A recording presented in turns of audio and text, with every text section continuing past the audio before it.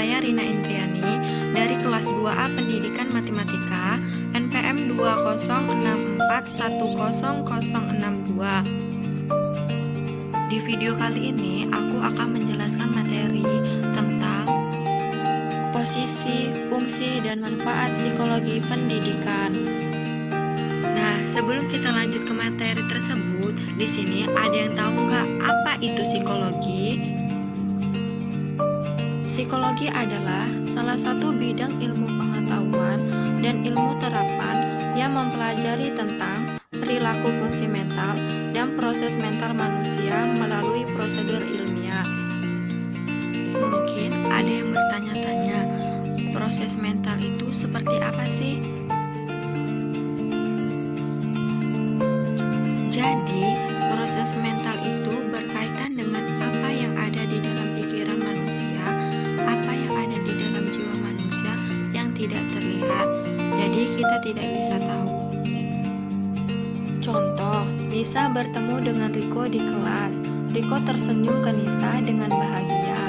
Tetapi, secara mental belum tentu Riko dalam kondisi bahagia.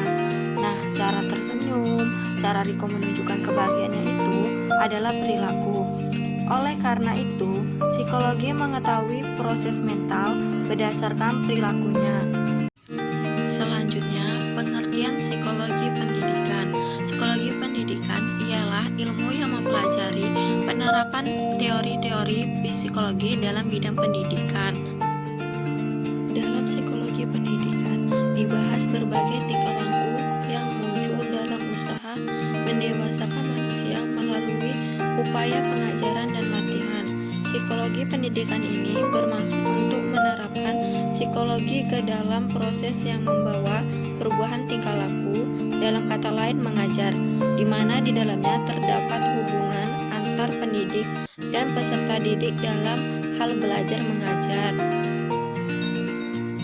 Posisi atau kedudukan psikologi pendidikan.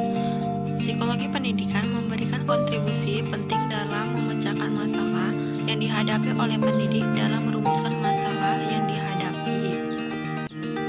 Selain itu, juga memberikan bimbingan tentang cara-cara merumuskan tujuan pembelajaran.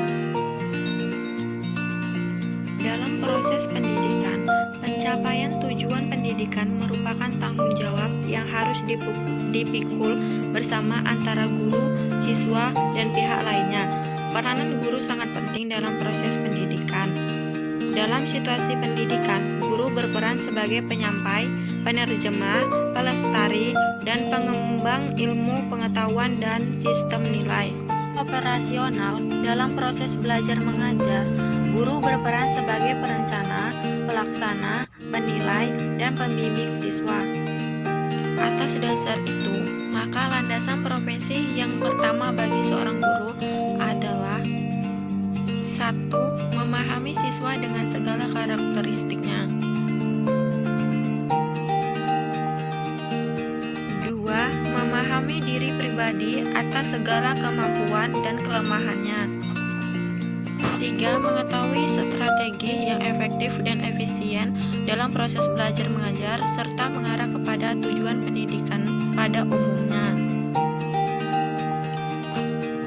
4. Memiliki keterampilan dalam menilai keberhasilan proses belajar mengajar yang telah dilakukannya.